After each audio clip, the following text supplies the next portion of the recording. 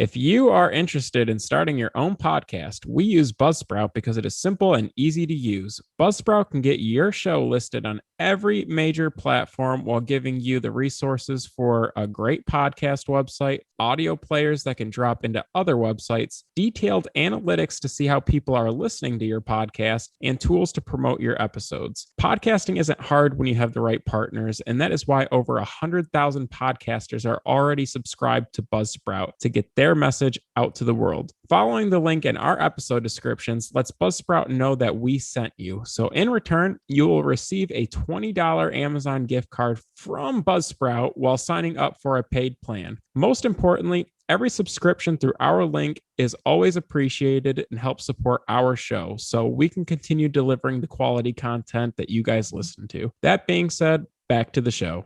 Welcome to Comic Book Junkies. I'm Joe. I'm Andrew. And today we got a very special guest. We're bringing back Juan. Good to have you back, Juan. Hey, thanks for having me back. I'm happy to be here again. Very excited to have you on. Last time we weren't able to dive into an actual comic book, so that's what Comic Book Junkies is doing this week. I figure before we get right into the meat and potatoes of what we want to talk about, what kind of books have you gotten since we last had you on? Well, a lot. More than I realized, actually, because I wrote out a list. I think there's like 18 here roughly. Okay, I'm just going to run through these really quickly because they're pretty cool. So I picked up a Batman 234, First Silver Age, Harvey Dent, Two-Face. Cool. Batman 404 to 407, that's year one, Frank Miller. First appearance, Carmine Falcone. Classic. Superman 199, Conic Silver Age, first Superman versus Flash, Race Around the World. That cover is just so beautiful. So the last few comics that I picked up were in Massachusetts. We were heading home from Salem and we saw a comic book shop. I went in and the guy was breaking down a collection in the back room. And he's like, I have some Silver Age keys back there. And so he walks out with that Flash and the Superman 199. So he had Flash 139, Reverse Flash, and the Superman, and I just took them both. They aren't in like the greatest condition, but they're sweet. Okay, we always preach low grade is better than no grade. So yeah, dude, I live by it, dude. It sounds like a holy gospel for sure. Okay, Uncanny X-Men 141, 142, Days of Future Past, Hulk 180. It's a big one. It's probably the biggest. Wait, you got yourself a Hulk one? Oh yeah, that's right. You did get a Hulk 180. Congrats, dude. That's awesome. Dude, I'm low-key so mad I got rid of mine. You got the set now. Much. Yeah, you're just flexing on us. I want to get the 182 though, because I think that is the second Holy Trinity. Yeah, because Wolverine is in that entire arc. Mm-hmm. Yeah, that'd be cool. Yeah, so that's the cheapest one, but I'd rather get it sooner rather than later. I feel you. Pretty solid pickups. Oh, wait a minute. A couple more here. Amazing Spider-Man 12, 34, 46 of those. First Shocker. Daredevil 4, first appearance of the Purple Man. Hawkman 4, first appearance of Zatanna. Green Lantern 86, anti-drug issue. Strange Adventures 180, first Animal Man. And then my favorite, just random pickup from an antique store was a Wonder Woman 83 Series 2 Copper Age Brian Bolin bondage cover. Oh, is that what you're into, bro? I am when it's $5 sitting at an antique store. Yeah, dude. Save Classic. That. That's cool. So people listening have to Google that cover because it's pretty insane. Pays homage to like all the different covers that she was in when like they first introduced her into comics. Like she was always being tied up or whatever. So that is a pretty cool pickup, especially to do something like that in a more modern setting. So congrats on your pickups. Thanks. Yeah. That's a nice haul. That's not easy work. You just digging through boxes, bro. You're just like, I gotta have that. Well, I'm definitely jealous of you guys getting to go to the Motor City Comic Con, though. Damn, we wish you could have came with us. That would have been pretty lit. We'll have to get that going one year. But Joe, you want to talk about what you got? So I always spend all my money at once, and then it's like a half-hour event. Yeah, dude. He walks right in. He's like a bloodhound, like sniffing. He's He's like, not good enough. No, that's kind of cool. Like, I got in there 15 minutes after him and he's already told me like 4 things to buy. And I'm like, bro, I can't pull my load as soon as I walk in. It's like, are you kidding me? It's like I drove all the way out here, had to pay parking, and it's just all for like 10 minutes of fun because Joe already found everything. Everything in that fucking Comic-Con. He's like, here it is, and here's how much it is. You should go talk to him. It's like, bro. Yeah, so just want to get a soft pretzel. Oh, that's salty. The first thing I gravitated towards is there was a first ever issue of the Justice League for $600, and it was a 3.5. The guy also had a 1.0 slabbed for the same price. And so I came to him with a few shitty modern books, and I'm like, would you do 350 and in my books? And he's just like, no, what do you think they're worth? I'm like, 400, so that's half off. I'm giving you a good deal. He's like, okay, I can meet you at the 400. And so I got the Justice League issue 1 for 400. Crazy. And then I was just looking for cheap stuff after that. So I found a first Kyle Rayner for $35, but I gave the dude a fist bump, so it was 25. And then the last book I picked up was a first Mystique, which is Miss Marvel 18. She appears 16, 17, and 18, but it's the first time her appearing as Mystique. So I felt like that was the book to get, and it wasn't too expensive. So that's kind of how I capped off my my Motor City Con. And then after that, I got a picture with Michael Rosenbaum. That was pretty cool. Dude has his own podcast. And then shortly after that, Berger and I, we went out to dinner and called it a day. But let's hear about your pickup. So,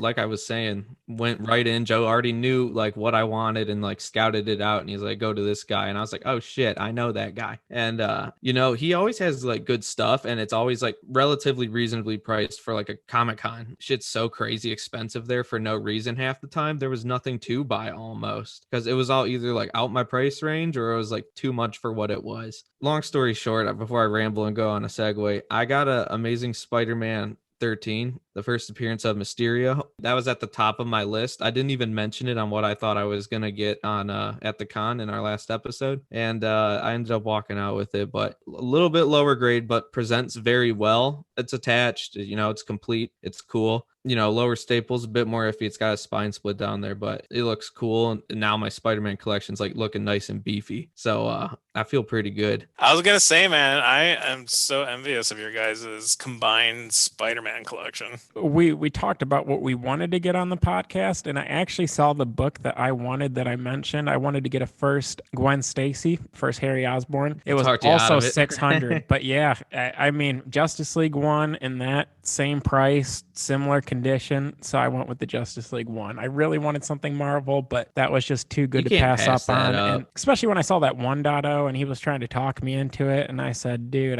no shot. Yeah, this is the book we're talking about. You're talking to comic book junkies. Do you understand me? Look at the shirt I'm wearing. It's got our faces on it. You think you're gonna mess with me here? I will kick your ass. No, sir. Wait, that was so good. Did anyone at the con mention it?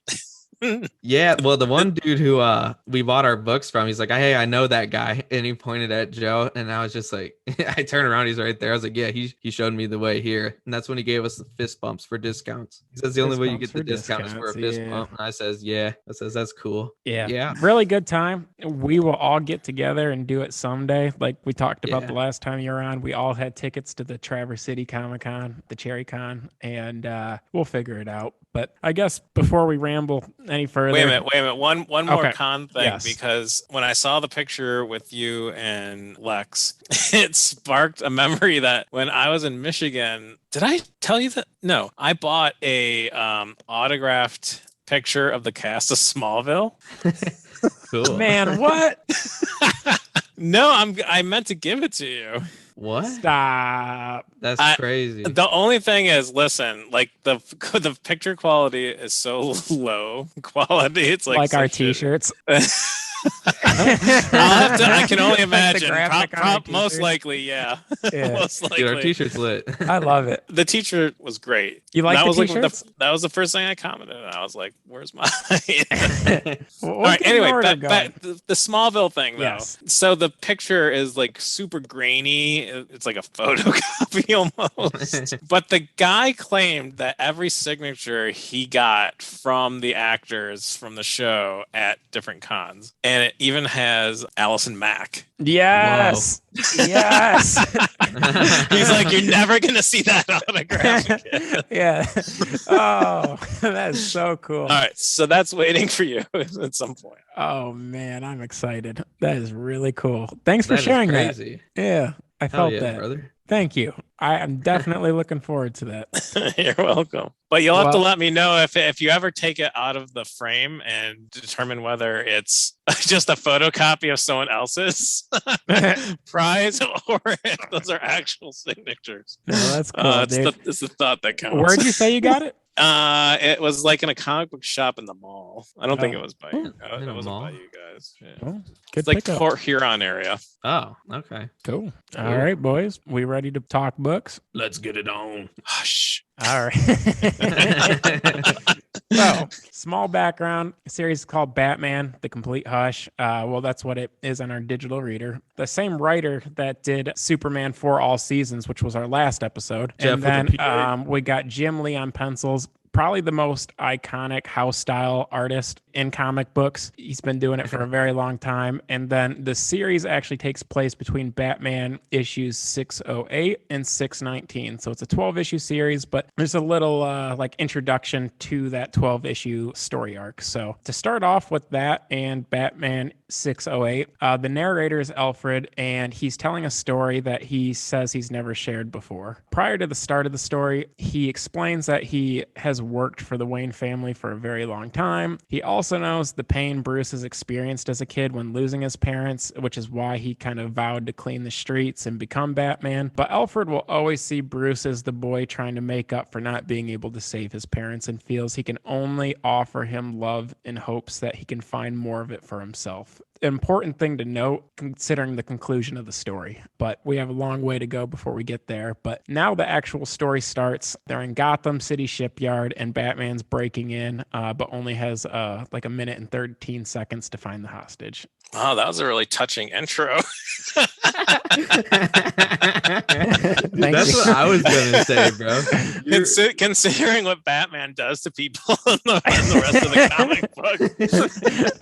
It's like Joe's writing a It's journal not just to us or Batman, something. it's this whole supporting cast, you know? Dear diary, Batman really had me feeling some type of way today. Right? Damn, dude, I won't ever give an intro ever again. Dear Batman.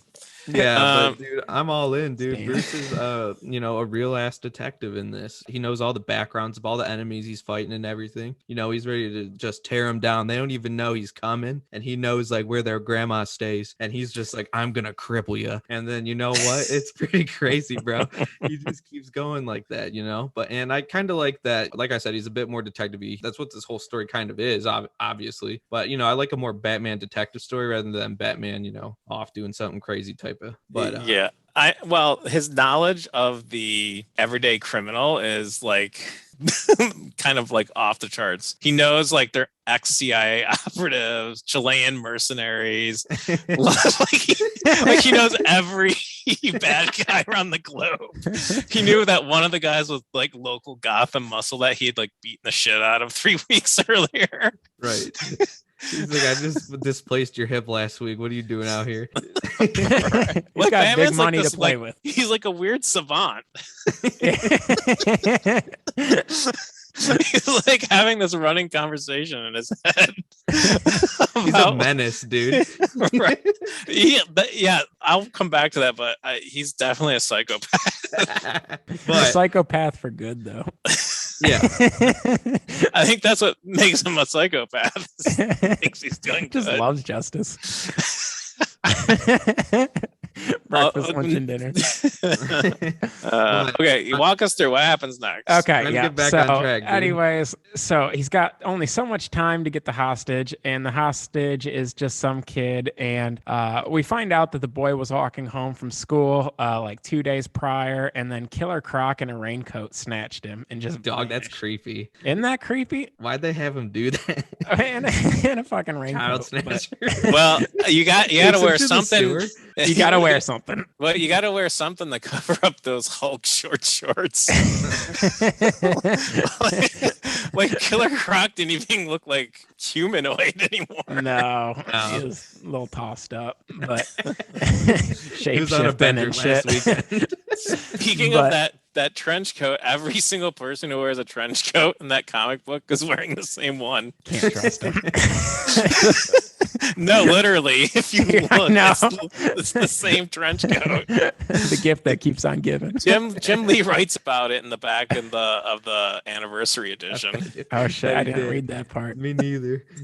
so it was intentional. But there's $10 million reward for You can get any of whoever these at can find Meijer. the hostage. But Bruce goes to rescue the kid while Killer Croc goes to steal that money. But the timing's off because Croc shows up with the money and clearly sees Batman with the kid, so they end up fighting. Batman is able to survive the fight and save the kid, but wonders who else is involved in this and why Croc needs that much money. When the task force comes to bring the child into custody, the money goes missing, and while they're all kind of standing around clueless, Batman sees Catwoman with the money and starts chasing her. Batman's right behind her, but gets his bat line cut going between buildings and falls right down Crime Alley, full of what appears to be violent homeless people. And so Catwoman Who are Definitely also a- happen to be armed.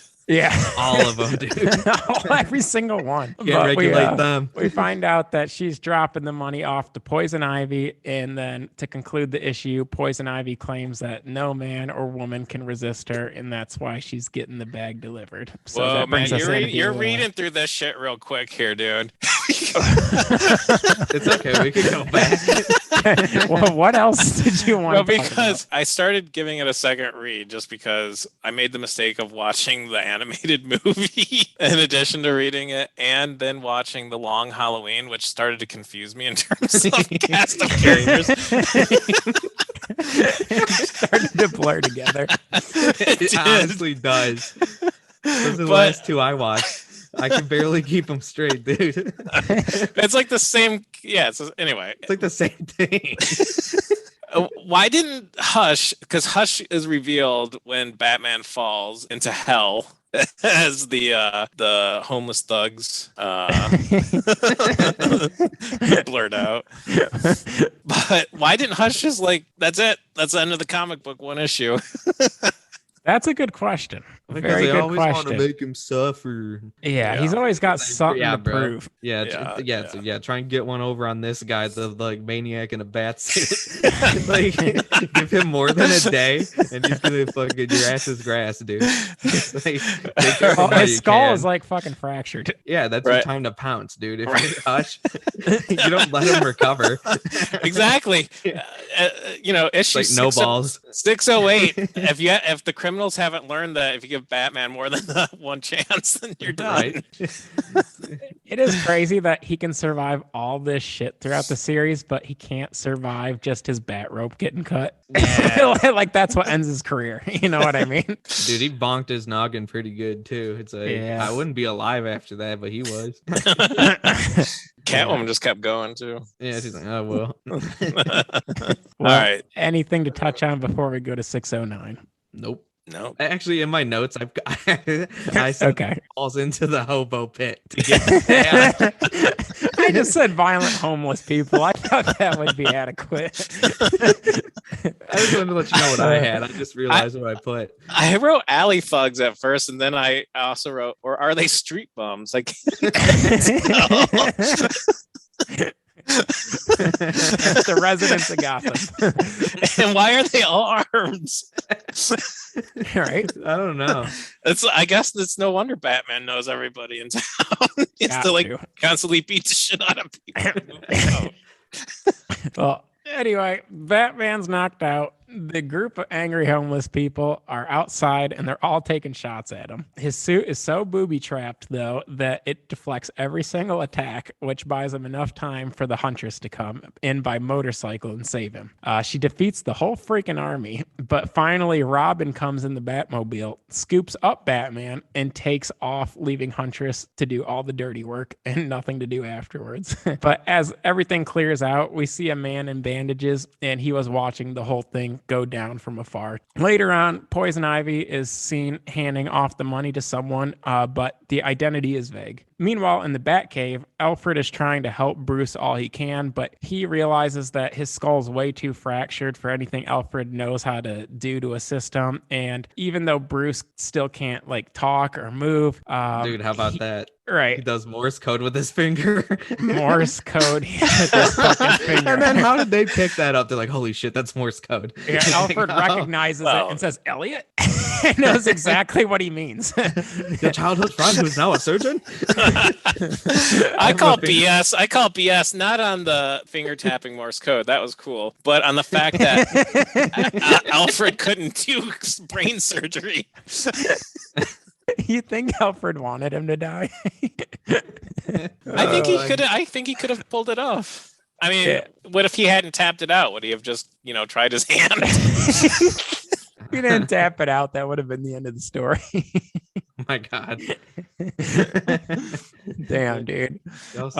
Yeah, well, they can't hide that Bruce's accident from the media. So they put out a story that he was in a bad car crash, but ends up getting the medical treatment by Dr. Thomas Elliott, which is a surgeon from Philadelphia, but also a childhood friend of Bruce. While being operated on, we see memories of young Bruce prior to his parents passing, hanging out with Tommy, who is his friend from grade school. In this memory, Tommy whoops his ass at chess or some equivalent game. Derivative. Tells him not to attack before knowing his opponent's weakness, which was a huge theme in this book. But it really makes Bruce's parents happy that he's got a friend like this in his life. 1 second. How about how good those kids are at that game? Like, and they're just like, shit talking to each other the whole time. But it's just like me, if I tried to do that, I'd be like, oh shit, what do I do? And they're just like, ugh. It's like, how do these kids master the games? Are they geniuses? Tell me Bruce Wayne was like a 12-year-old who was like, they're geniuses. Yeah, that's true. You got to be, Yeah, I know, but never mind though. Fucking leader. Well, it didn't seem like either of them had a friend prior to that, so they had a whole lot of time to study up on the rules. They were on a different level, I guess. And you're right. You have to refer to him as Tommy Elliott. Yeah. Tommy. Well, to conclude the issue, unless you guys have any other thoughts on it. Yeah, wait a minute. Who here? I have to claim some fake knowledge as a junkie. I did not know much about Huntress. Yeah, well, no. One of the Earths or whatever, she is like Batman and Catwoman's like daughter. Yes. But then Earth 2. Yeah, but then here I forget who she is, honestly. Here she is someone named Helena Bertinelli. Okay. From Robin 3. Valerie Bertinelli. Cry of That would be much better. I remember those Robin 3 polybags, man. Ugh, what a ripoff. Yeah. Everything's worth more than a poly bag. I think they even had foiled cards on Robin 2. Whoa. Quite the okay. No, I think that's it. Yeah. But it made me okay, wait, if you want the Earth 2 Huntress, All-Star Comics 69. Oh, good shout out. Dropping knowledge. The surgery doesn't take too long. Bruce is on course for a healthy recovery. And to conclude the issue, Bruce is kind of wondering what happened, and he's grateful, but wonders who cut the bat line, which caused him to fall and fracture his skull. Now, to begin 610, Batman is back at it and at Arkham Asylum to interrogate Killer Croc because he's being held there for observation. It's not long that Croc gets frustrated and breaks through the glass, chokes the fuck out of Batman, throws him at security, and yells out loud that he wants his money. But Amanda Waller comes in after Batman gets his ass kicked and says, dude, you got till midnight to get him back. While Batman's patrolling for Croc, the surgeon pulls up to Wayne Mansion, which is Tommy, to check in on Bruce. Tommy. to check in on Bruce and his recovery. Tommy's delighted to see Alfred because it's been so long, but Alfred lies right to his face and tells him Bruce is off chasing chicks, which is why he's not home at the moment. So real OG for that. Alfred's looking at him like this dude is sus by the way that Tommy's talking to him. Yeah, Alfred he can always sniff knows. it out. He always knows, dude. He's omniscient. World's greatest detective. Alf knows what's up. Tommy can't pull that wool. No. Listen, I gotta back up just slightly because they foreshadowed. When I did the second read, I totally caught this. I missed it in the digital collector's edition that I have, page 60. Digital collector. Yeah. It's like worth a fortune. All right. It's the 15th year anniversary. Don't fuck with it. Okay. Page 60 and 61. They foreshadowed Tommy as Hush. Yeah. Yes, I was just about to say that because Tommy tells Alfred to tell Bruce he's playing a dangerous game. And although he's talking about going out while he should be resting, you know that there's more to what he's saying. He says, "Don't be no Batman." Yeah. I'll beat your ass. I'll make you hit your head again. He says you suck. Just to play more games. This sends us to a flashback of Bruce and Tommy as kids. We find out Tommy's parents get into a terrible car accident. Mr. Wayne is head of the trauma surgery at this time, and because they're friends, he can help assist his parents personally. But after the surgery, Thomas Wayne tells Tommy that his mother will be just fine, but he did everything in his power and he's sorry about his father. Fast forwarding to Batman, he's chasing Croc while all of a sudden one of the tires in the Batmobile gets completely shredded and he totals the whip mid-chase. Batman breaks through the window and exits the vehicle all pissed, but it's because it's near impossible to break one of those tires, and so he knows somebody intentionally kind of set him up. Croc finds Catwoman and tries to kill her because he remembers that she's the one that stole the money from him. But Batman finally catches up, stops them, and to tell them, along with Poison Ivy, more likely all of them are being played by somebody else. Croc is about to tell Batman what he was going to do with the money, but the FBI come just in time because it's right after midnight. So Croc gets hauled off and tells Batman to die, and then Catwoman finds Batman and tells him that she wants to repay him for always being there and wants to help him find clues for Poison Ivy. Batman tells her not to worry about it, but she tries to convince him otherwise, and to conclude the issue, lands a big romantic smooch. Anything you guys want to add? It was a big romantic smooch. Looked like he was enjoying it though. Yeah. He was saving the flavor, brother. I don't know. Saw the bat nipples. He's like, this don't happen much. I've never done this before. Well, I was gonna say maybe not in the suit. Maybe not. I don't know. Maybe never, dude. What if he's never kissed someone because he's been too busy doing karate? What? You think he's never kissed no one? I'm just saying. I'm just gonna bring up a couple slight differences here. In the movie, it was Bane, not Croc, who does the ransom. Yeah, well, he's just smarter. It kind of makes sense. And the comic book, Amanda Waller is way, way cooler than the movie one. Yeah, I agree. So, I don't know. And just to your point earlier, Joe, when you started the issue, this is the artwork that I grew up with when Jim Lee was like first hitting the scene, and like I remember his like X-Men series coming out. I love his artwork. And I had, I think, a Hush, so a 608 cover B Batman posed on the gargoyle. Oh, no kidding. Those are worth a pretty penny. Poster. I didn't have the comic. I had a poster. Shit. Never mind. Hanging in my office. Still, that's cool. Yeah. I like that artwork a lot. That's a cool cover. That's good artwork. This is a classic run. I mean, we're not through it, but I really enjoyed it so far. Yeah. Everyone is like the pinnacle of humanity. Batman's 6'11", Poison Ivy's in Metropolis, and so Bruce takes a visit. He says there's really no reason for Batman to be in a city like that because it's the opposite of Gotham, but Bruce I like how bright it is. Yes. Very bright. I like the contrast. The contrast is definitely intentional, but I feels like a way better place, dude. And then Gotham kind of feels like Detroit. It's like flying into the airport. It's like, oh, this is a deep sigh. But you know, All the homeless are armed here. But at least the homeless are not armed in Metropolis, Right. because Superman would zap them Superman with his don't play face. that shit. But I like how even at nighttime that it's like really bright there, later in the issues. But it's just cool. I like that it always has like that aura about it. Positivity. Yeah, like the whole time. Who the fuck is the Icicle? Like Some- DC's knockoff of Iceman. I guess. Yeah, I don't know. He looked crappy. Like Green Lantern should be light work for him. It was. I mean, it was. To touch on the last thing I said, there's no real reason for Batman to be there other than Bruce being able to oversee some business stuff. Interestingly enough, Tommy's here and obviously recognizes Bruce, so the two get to reminisce about the city for a little while because Bruce's dad took them there as kids once. And to touch on what you were saying, when they were kids, we see a flashback. They see Green Lantern and whoever the fuck fighting, and they're supposed to be hanging out in a certain spot, and they get in trouble by the parents, but they have fond memories of Metropolis. And the parents? What?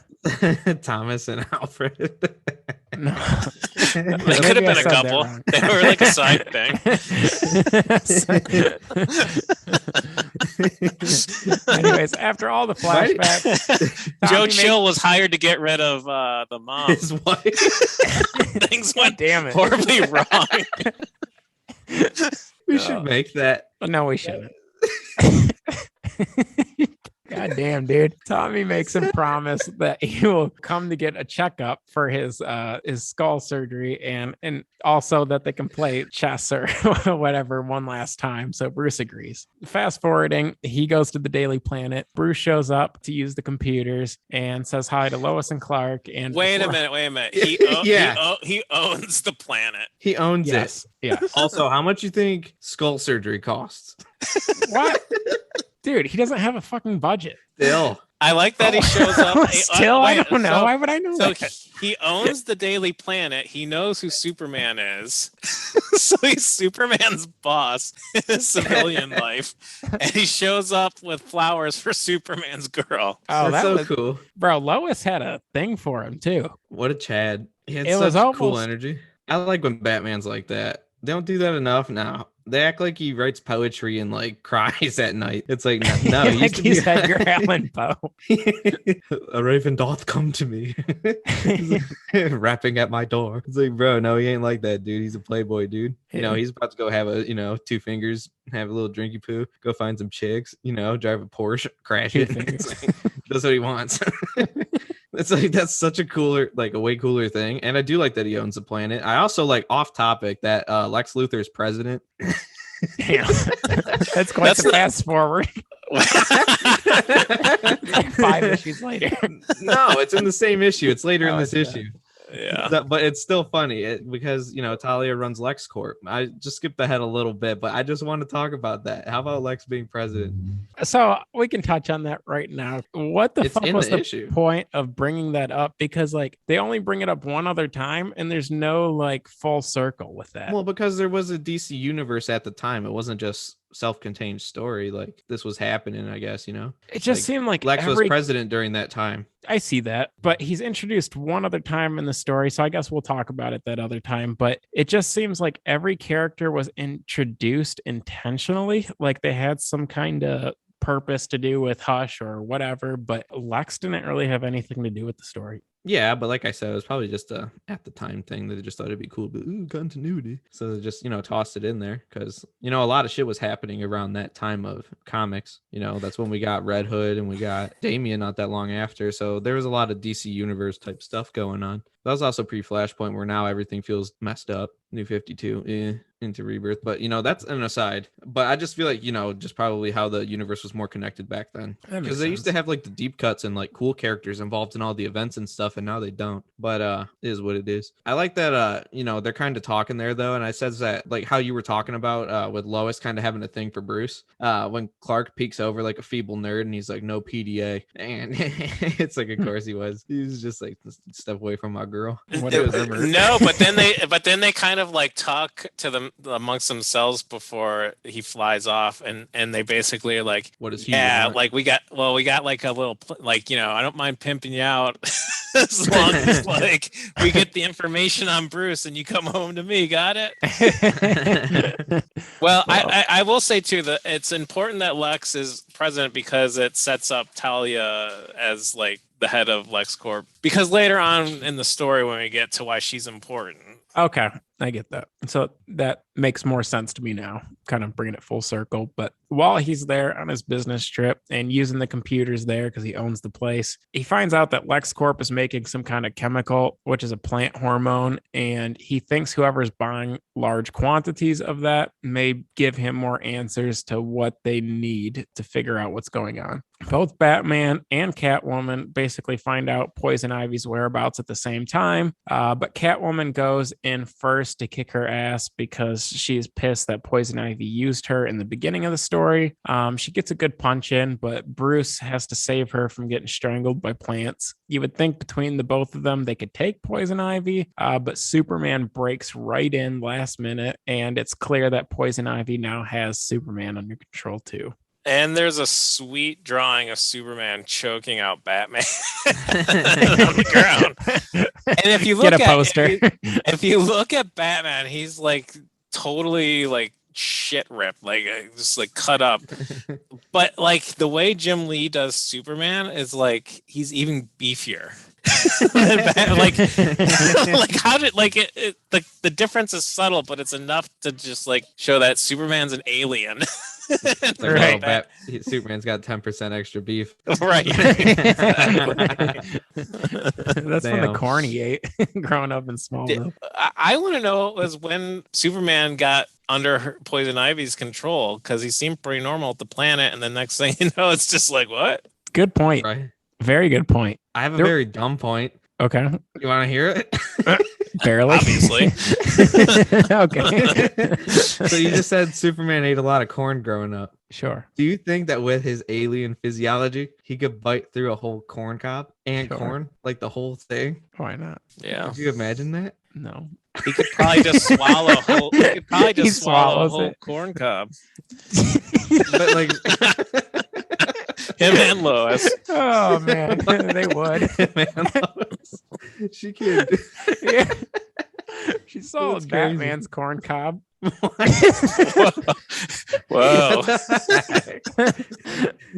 Dude, you thought The I was whole being thing, weird. dude. She's doubling down. That's a street corn. Oh man, not bat suit. Street corn aside.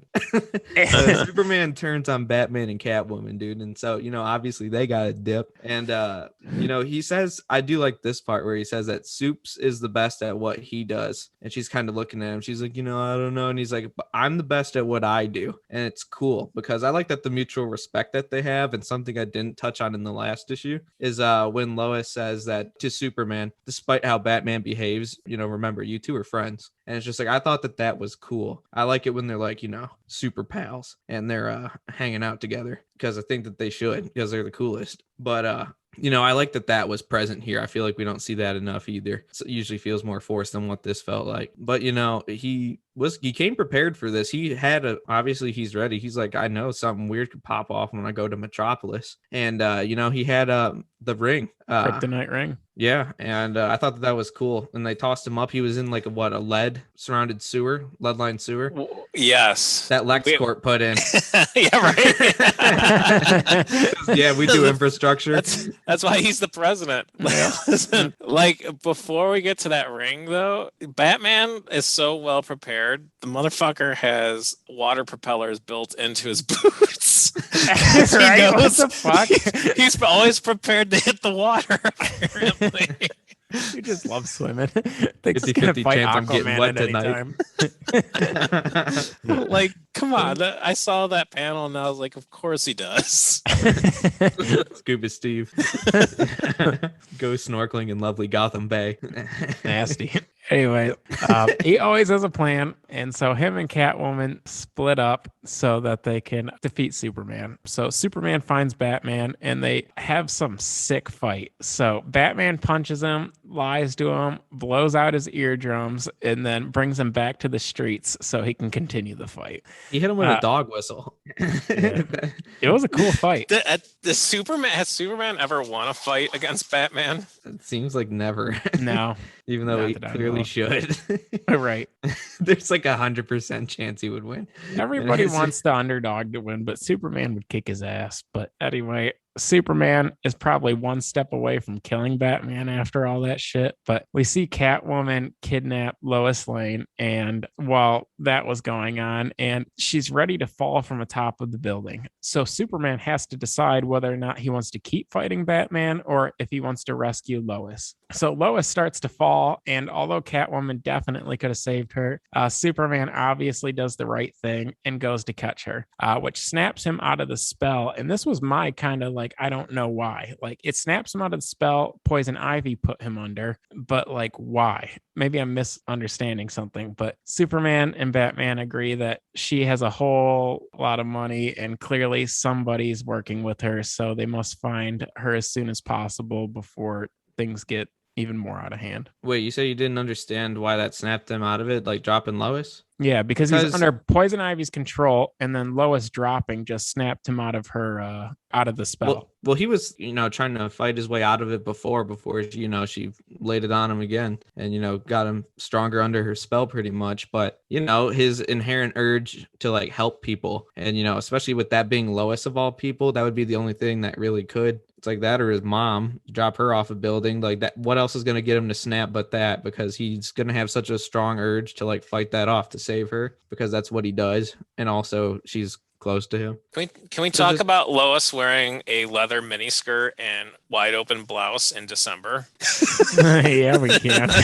Metropolis. What's the climate there, dude? Isn't it like where Chicago would be in real life? It's like, what is it? Yeah. It's just like, no, it's not that warm.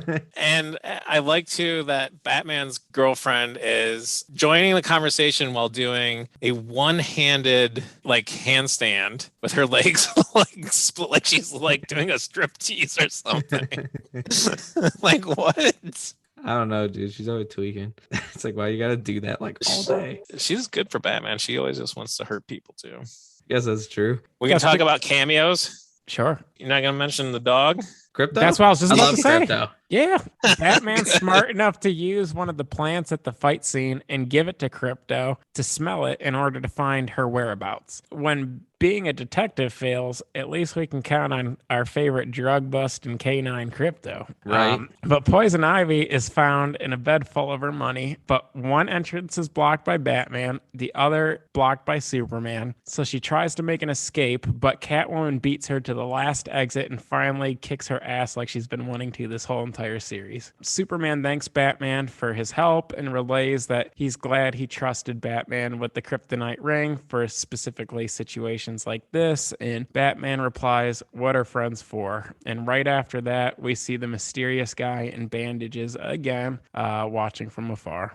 Yeah, I mean, I agree with you. I really liked that too. I made a note of that for sure, that they kind of reaffirm that they're homies. So I like that. But I don't really have much else to say on this issue. Do you want? No, that was it. Crypto was my favorite part. Yeah, he was Mine lit. too. I agree. But I Batman would love a 613 first appearance of Crypto, but those there's things are so so much. freaking expensive. I would take an Ace the Bat Hound too, but those are actually kind of pricey. I didn't know that. They both are. I've looked. So what? Batman 92 and Adventure Comics 210 for Crypto. No, I didn't realize that went that far back in Batman. I think it was issue 92, but regardless. Regardless, 613. Bruce is at the opera, dog. Yep, we're back in Gotham. Now that Poison Ivy is captured, Bruce and Alfred are at the Gotham City Opera House. Phantom of the Opera. And Selina Kyle, which is Catwoman, for those that don't know, ends up showing up as well because she was invited by someone else. Bruce and Selina enter the Opera House and... Leslie Tompkins. God damn it. Someone else. Oh, what's her name?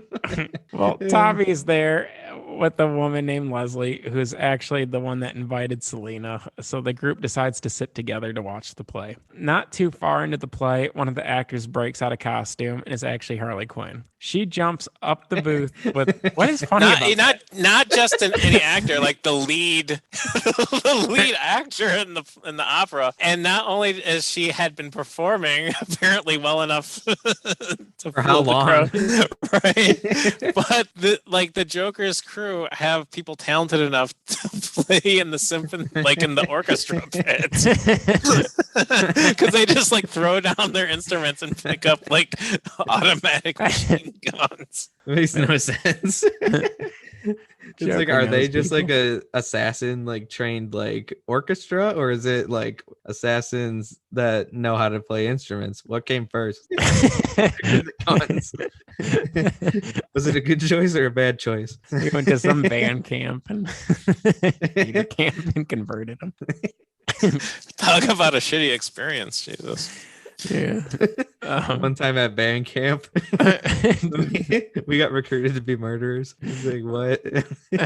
Summer of fun. Anywho, Harley Quinn, she jumps up to the booth where Bruce and the gang are and rips a necklace right off of Tommy. The jade necklace Tommy was wearing was gifted to him by his mom as a child, and apparently it's something he's very passionate about and goes to chase Harley himself after she escapes Batman and Catwoman. Catwoman gets knocked out cold, and Bruce gets hit in the head pretty hard again, but he tries to catch up to Tommy and Harley, only to exit the opera house and find the Joker over what looks like Tommy's dead body. Yeah. And then, honestly, the whole next issue is just that. It's just Batman beating the absolute tar out of the Joker and just pretty much saying to himself, I should have killed you a long time ago. He was so revved up, dude. And, I really like too, while, he's just been beating his ass for pages at this point. And then Harley Quinn comes out to try and defend him. And he says, I won't let anyone defend the Joker. And he just roundhouse kicks her in the stomach and like boots her into a building. And it's just like,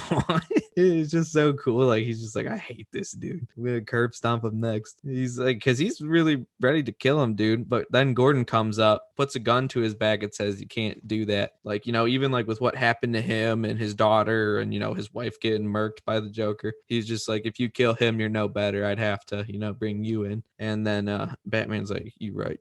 And that's basically it, dog. The longer the Batman series goes, the more pages and panels they have to dedicate to his past traumas. I love how he has to go back and remember everybody's like murder or like disfigurement as he's beating up the Joker. 5 years ago, Officer Gordon's wife got shot in the face live on TV. And his in daughter. Between punches. Right. Remember that one time? Pepperidge Farms remembers. But yeah, dude, it's lit. And then you know what? Batman 615, bro. We're skipping. What's there to talk about? Well, Gordon finally gets through to Batman, so he spares the Joker's life, but we actually find out the Joker was not lying. It was just set up to look that way, hoping it would push Batman's buttons enough to kill him, but we see the guy in bandages again, watching, and to conclude the issue, the guy flips a coin, and it appears to be the same coin that Two-Face uses. In Batman 615, the issue confirms that Tommy's dead, as Bruce, amongst many others, are at the Gotham City Cemetery at his funeral. Bruce gives a nice speech and reflects on how he wishes he could have kept in better contact, and then heads off to the Batcave to work on figuring out who actually killed him. And Nightwing goes to check in on him too, and it's because he's concerned, and he tells Nightwing that the Joker is not responsible, and that's why it's so important that he can't stop working. Nightwing tells Batman that he needs some fresh air, and says that the Riddler just stole some money and is on the run, so the two could spend some time together, catch up in the Batmobile, and hunt down the Riddler. They catch the Riddler pretty easily, and Batman believes this is like the only villain so far that doesn't seem like he's under control of someone else. It was just like a normal crime that he would normally do, which makes him wonder why the Riddler was not targeted, or rather, was he intended to be the riddle? But Batman decides to seek out Catwoman and talk with Nightwing in the Batmobile. And he seeks out Catwoman, and all that talk with Nightwing in the Batmobile clearly got to him, because when he finds her, he tells her that he knows her true identity. So he wants to be able to share both of his lives with her and starts unmasking himself. At the exact same time, the Joker has a visitor in Arkham Asylum, and it's the man in the bandages that we've seen this whole entire time. The man lets the Joker unravel his bandages, and while he's doing so, he's giving the Joker hints as to who he actually is. Apparently, the Joker came into the guy's house one Christmas and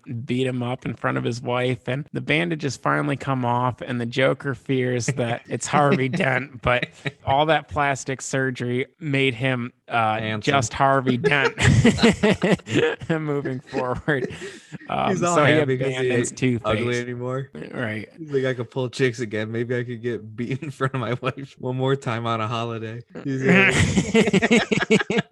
that's where I started to get confused with the long Halloween. I was like, what the fuck's Harvey Dent doing Right? up in here? Oh, well, Batman's unmasking himself at that same time, but unlike the Joker, Selina seems to be happy. It'd be funny if he had another mask on underneath, but it's like a little bit smaller. What is wrong with you? He's like, underneath this mask, guess who I am? I'm still Batman. The mask doesn't come off, honey.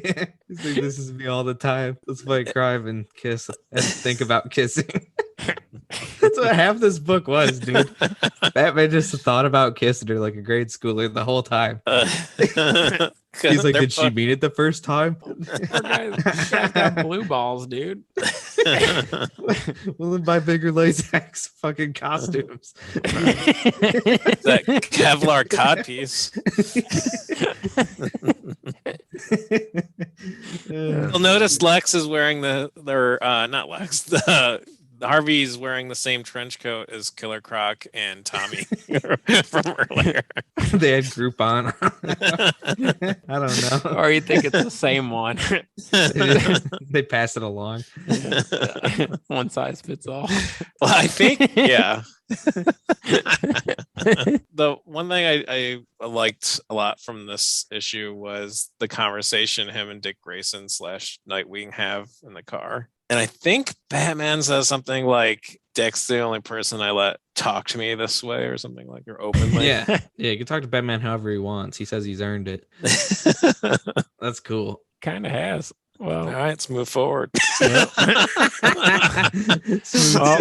Batman 616. It's midnight, and Batman's headed back to Metropolis to break into a plane. Hijacking planes, casual. Which is the daughter of Ra's al Ghul, and he figures that's probably her most vulnerable moment. He hides her in an area where she'll be safe, so no one can find her, and then gets back to the Batcave around 3 a.m. But what if he forgot or couldn't get back to her? Then what happens? Because no one can find her, even though she is safe. Well, he knows. But what if he don't get back? Okay. He just killed her?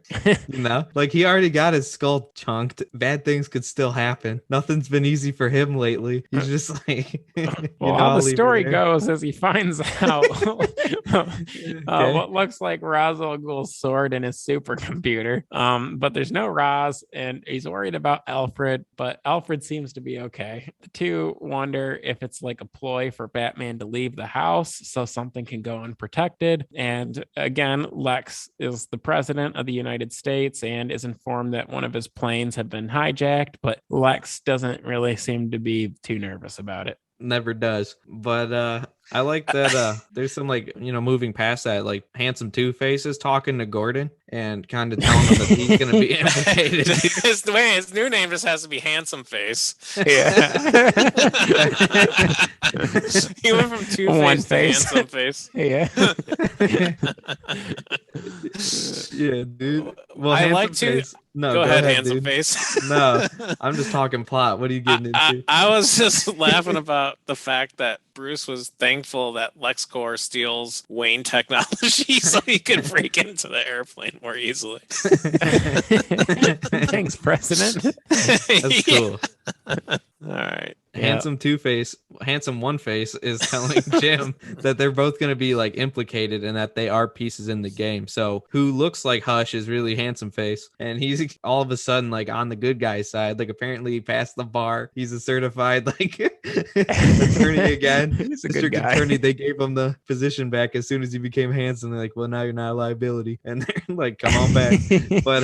But yeah, it's just weird that he's letting that like them know. Why is Jim Gordon sleeping like that?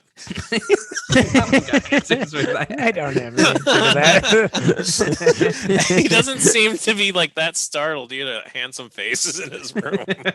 He's probably like pleasantly surprised. He's like, I haven't had anyone visit, dude. I also like the fact that Gordon is like, oh, so like everything you're telling me just makes complete sense. Like, is that even possible to be a criminal and then pass the bar again? Well, you said it. It must be true.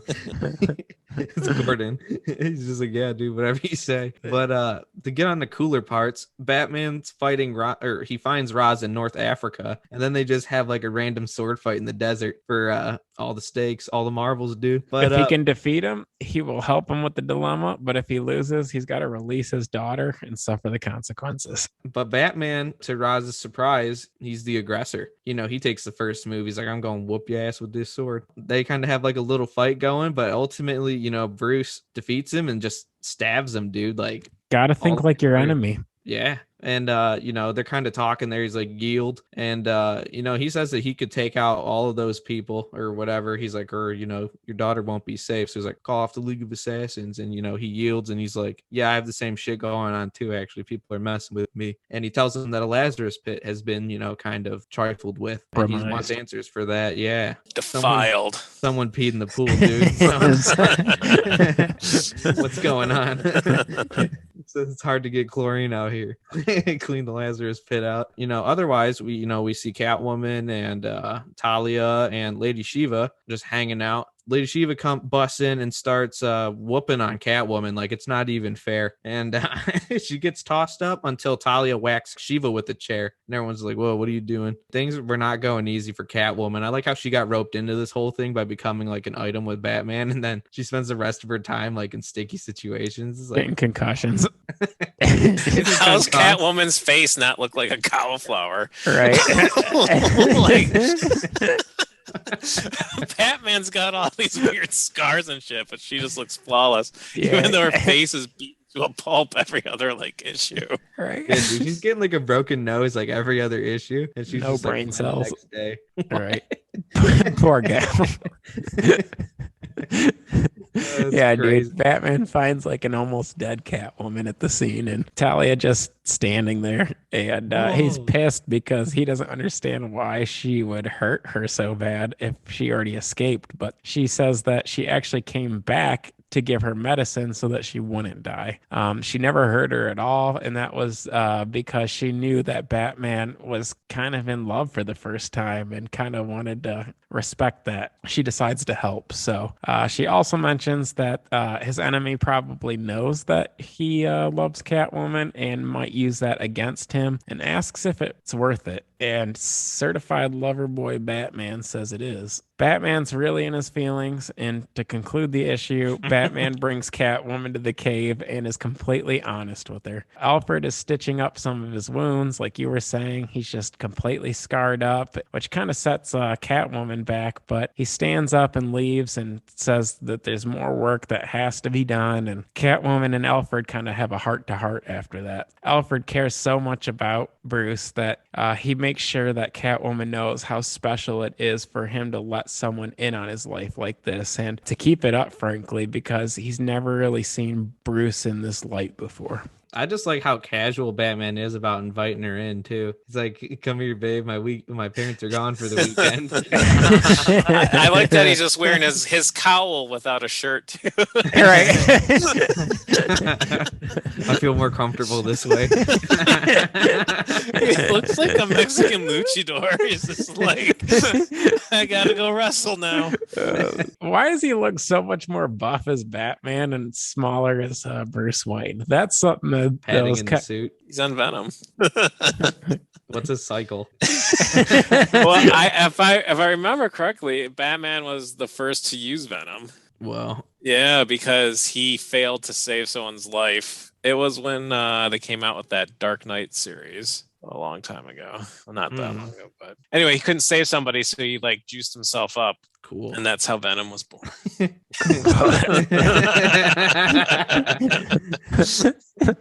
Origin story. Well, that's all I got on that issue. Do you all want to head into 617? Yes. All right. Yeah. Tim Drake Robin sneaks in while Batman and Catwoman are working the case in the Batcave and decides to crash the party and punch Catwoman right in the face. Batman Equal rights has and to- lefts. He's crazy. He is crazy. And that's why Batman has to break it up and explain the situation to the both of them. Neither of them like it. So Catwoman takes off with one of his bikes, doesn't even ask. And while Batman's pondering life, Catwoman is on the road and gets cut off by the Huntress. Catwoman chases her down to say, "What the fuck?" But it's clear she's all over on something because she keeps saying random stuff and trying to attack Catwoman. And she's tweaking.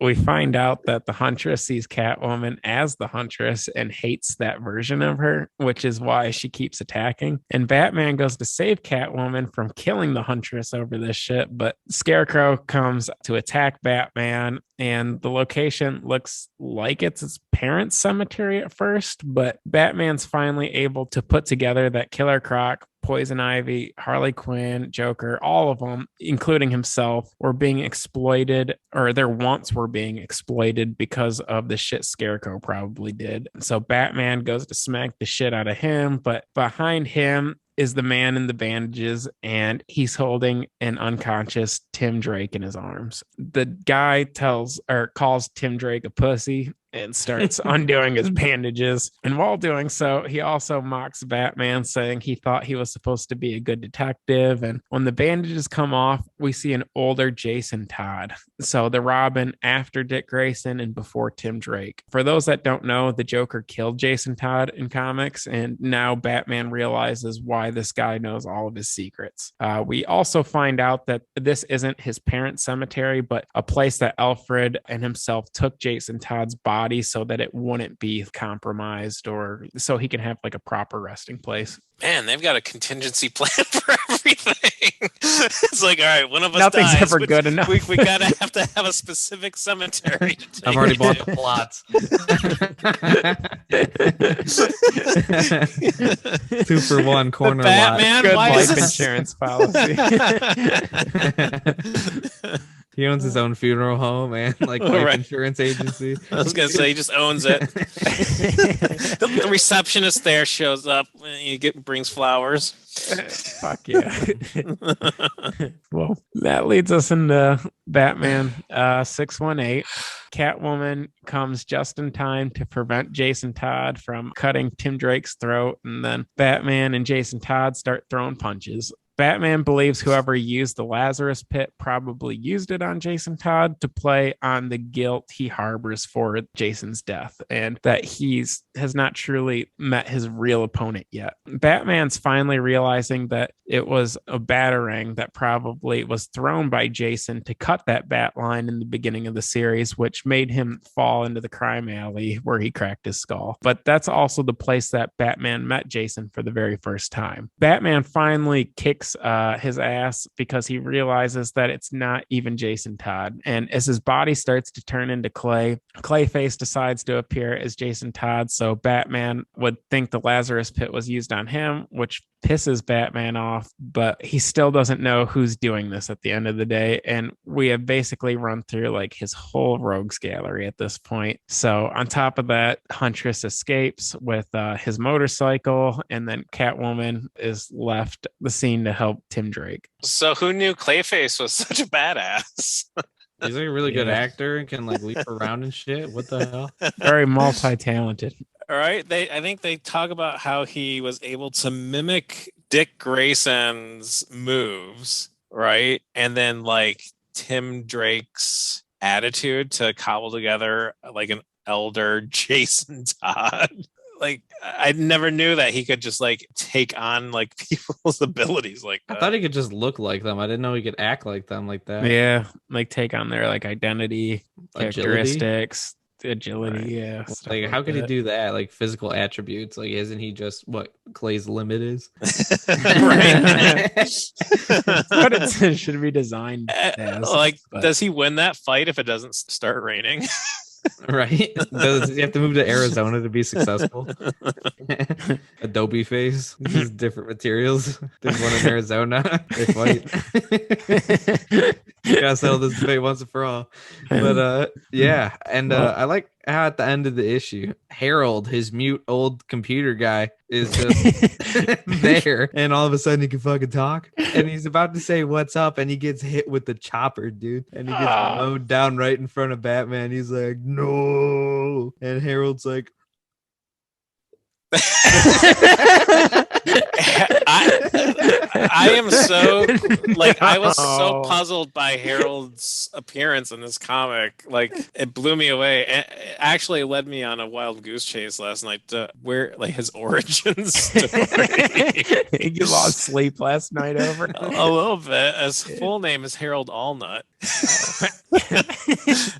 He appeared like nut, no hips. he appeared I think in the Question 33, but then his first Batman appearance is in I don't know one of the Penguin Affair or some shit. What? But anyway, the reason why he's important here, he skipped over, is that when Ra's al Ghul stuck the sword in the Bat computer, he stuck it in a specific spot that allowed Oracle to locate the device that Harold had like planted on them. Yeah, and his one computer. Yeah, brought up Tommy. Oh, Tommy. Tommy like and Harold. Oh, poor Harold. Any Tom, Dick, or Harry around? I like that Batman was really shocked that he could speak. He's like, you can talk. Is that new? It's like, I've never tried to give you speech. Damn. He said, Harold's I thought a wearing that job would Harold- make you happy enough. He said, I thought he liked to work, but he actually wanted to talk. Harold's sporting that trench coat too. Yeah. I too, when Harold gets offed, I love that Batman goes back. He's like, I just gotta make sure it's not Clayface. Oh, right. For the first time, it's not too. So Batman says, He says, "Oh, that's blood, not clay." Okay. He says, "Well, Harold's actually dead, guys." So that sucks. Harold is Shit. Harold really dead in the DC universe? oh, poor Because guy. that makes me sad. Lazarus Pit. It'll be a Bring flashback back panel Harold. in the next Batman like miniseries. He comes back to be his new Robin. He's evil.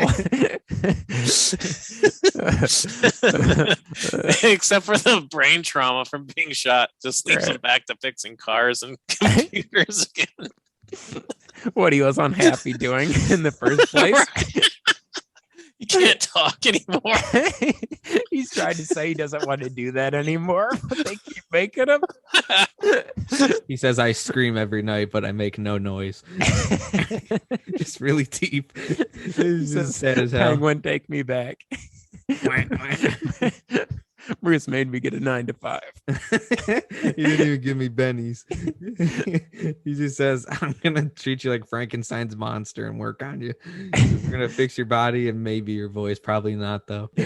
Part of the agreement. You fix my computer, I won't give you a voice, but I'll give you money, I guess." Some shelter, and that's about it. Did he? I think so. Did he I stay hope on so. residence, or did he like put him on the motel wait, site?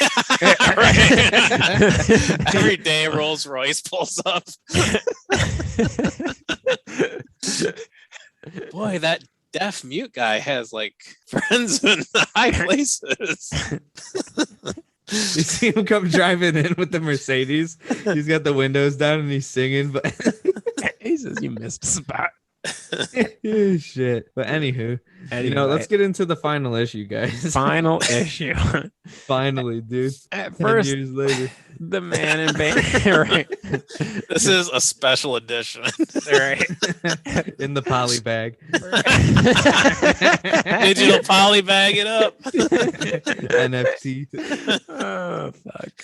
Well, at first, the man in the bandages was Two-Face. The second time, the man was Clayface pretending to be Jason Todd. So we're hoping this guy is the final boss. Batman's upset Harold is dead and reflects on their relationship. The man may have been mute and misshapen, his words, not mine, but he had an act for communicating with electronics. And Batman first found him being exploited by the Penguin and wanted to offer him a better life with purpose and all that. And I guess it just didn't work out, because when he was introduced to helping him, he only did it because he knew that Batman could probably win at the end of the day. But fight goes on and the cat's finally out of the bag. All signs are pointing that this guy is actually Tommy Elliot, and even though he's supposed to be dead, he tells Batman that he's doing this not because his dad couldn't be saved, but because his mom was saved. And at first that makes no fucking sense, but you would think that you would be grateful that somebody was able to save one of your parents. But apparently the car accident was caused by a young Tommy who severed their brake lines before they drove, and it was a rainy day, so that's what caused the car accident to begin the story. And he was hoping both of his parents would have died that day, but it was only his father. So Hush ends up fighting Batman and blowing him up with C4, which was pretty crazy. But before Hush can kill Batman, he tells him he wants to bring him to Arkham where everybody can see him being unmasked. Just in time, Gordon and Two-Face show up and they start shooting. Harvey Dent was also once a friend who turned on Batman later on when he became Two-Face. But now that he's back to being Harvey, he's kind of wondering, did I lose a friend in Tommy and gain one in Harvey? But anyway, the body falls over the bridge. Well, Tommy's body falls under the bridge, and Batman jumps in right after just because he has to know for sure if it's Tommy. But while he's doing that, he has to know if it's actually Tommy. But while he's doing that, Harvey tells Gordon that one of the only reasons he knew the Joker was innocent is because he was actually the one to shoot Tommy earlier in the series. He also explains to the effect we were talking about Clayface being a good actor. It was Clayface that he actually shot, who just looked like Tommy. And what's messed up is that Harvey used Gordon's gun to do it, so he would have an easy time out in court.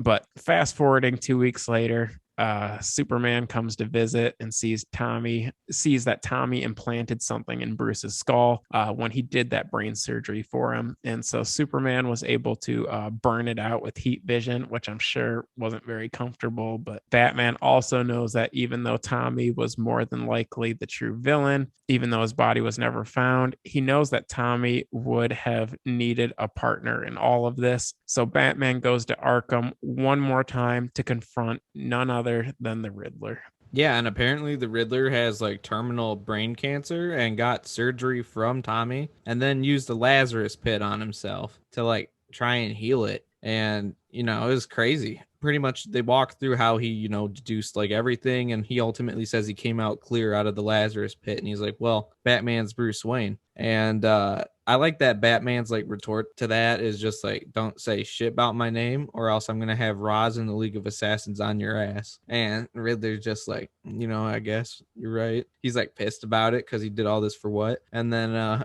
it's just, I like that Roz will come and take him out, but Batman's just not going to tell him either. Does Tommy Elliott ever show back up in the DC universe? I don't know. Because he was like complete badass. He was a very good addition to like the Rogues Gallery, and then you don't really hear much about him after this. I like that he could anticipate that Batman would need brain surgery from the fall first and give it to him.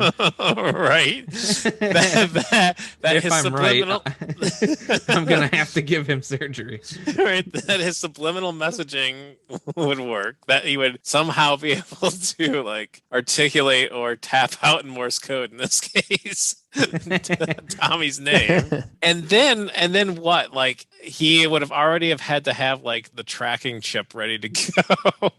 What if Batman hadn't like had a skull fracture? Would he have just like been like, I fixed your broken back, Batman or Bruce, but then I also performed some brain surgery just for the hell of it. Yeah, I don't know about that. Maybe you just put it on his spine then, I guess. He's find a place to put it, dude. Don't worry. Yeah. How's it? What if it's Clayface? I thought about that. What if who's Clayface? Tommy. Batman? Tommy? No, Tommy at the end Again? there when he unwraps again, right? Because we know he can do it, and then he just and Clayface is dead forever because he just dissipated into Gotham Harbor. There was never a Hush. Clayface just took Hush is like Santa. identity. Yeah. There's different people dress up as him. Well, yeah, it's that shared trench coat. Yeah, Clayface really surprised me in this series because I always thought he was kind of dumb, like kind of like a, like an easier villain for Batman as opposed to like the Riddler or Two-Face, but he fooled us plenty of times. Then to conclude the series, Batman buries Harold in a respectable place. Catwoman meets him there.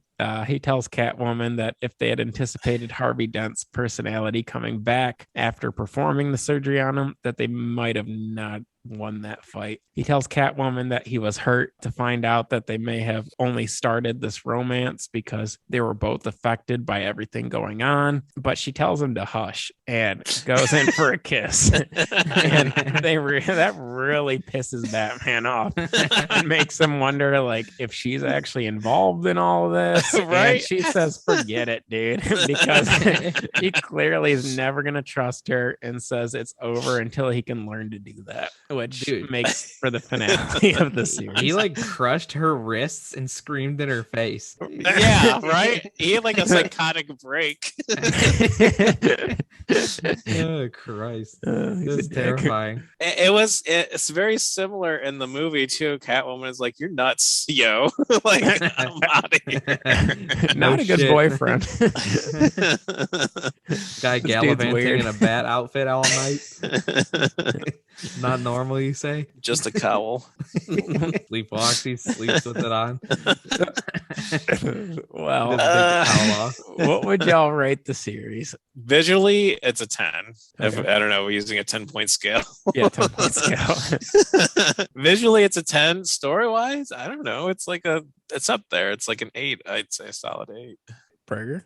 Combined score, 8 out of 10. That's not saying it's bad. That's just saying it's good. It's not even a critique of the book. It's just really long. And it's just like sometimes that really takes it out of me. But I mean, it was a really good story. Like you said, visually, it was lit. I like all the characters that were used. That was cool. I like how they characterized Batman and Superman's relationship. I like how Batman was more of a detective in this. There's nothing bad about it. I really liked it. How about you, Joe? 9 out of 10. And to conclude, if Tommy is Hush, I feel like the only reason it's not a 10 out of 10 for me is because they could have made it a little less obvious. But I liked the relationship between Batman and Catwoman up until he basically broke her wrist. But at the beginning of the story, Alfred prefaced the story that he hopes Bruce can find love. And even though it doesn't work out here, he did get to experience it for a little bit and what that kind of feels like now. And then I really liked at the ending scene with the Riddler and how that kind of came full circle, because in the middle of the story, Batman says that he's really the only villain that doesn't seem like he's in a trance. And to find out later that he was kind of like the mastermind behind all of this, I thought that was kind of cool. So as far as Batman stories that we've reviewed for Comic Book Junkies, this has been my favorite so far. We've only done this in Batman R.I.P.,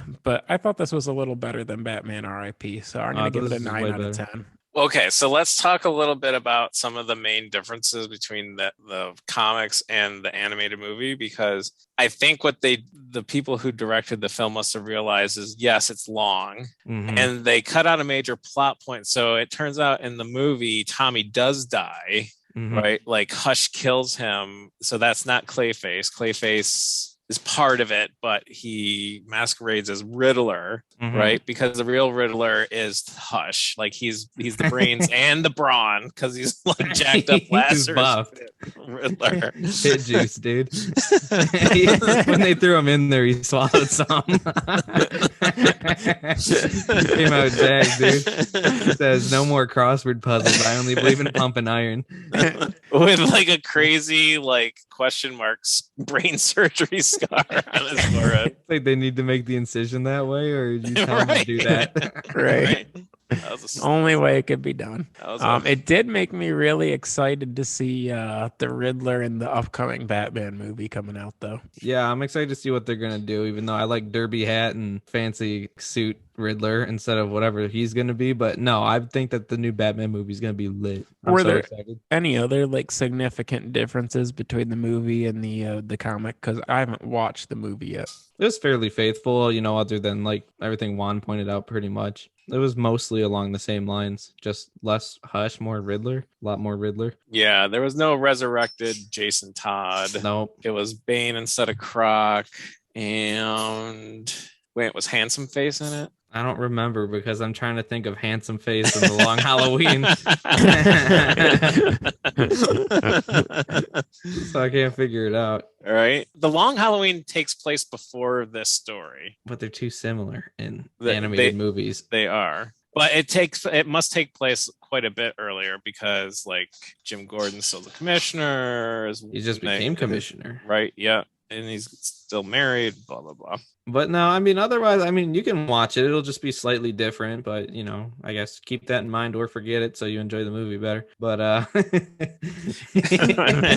I always enjoy the DC animated movies. They're solid. They do a great job with that. I have to finish A Long Halloween. I got like a majority through the first one, and I didn't finish, to be honest. It's very anti-Carmine Falcone. But anywho's it. There is a panel in this digital edition I have somewhere, or at least I thought there was, where Joker's wearing a shirt and it says, "I killed Jason Todd, and the only thing I got was this lousy t-shirt." Jesus.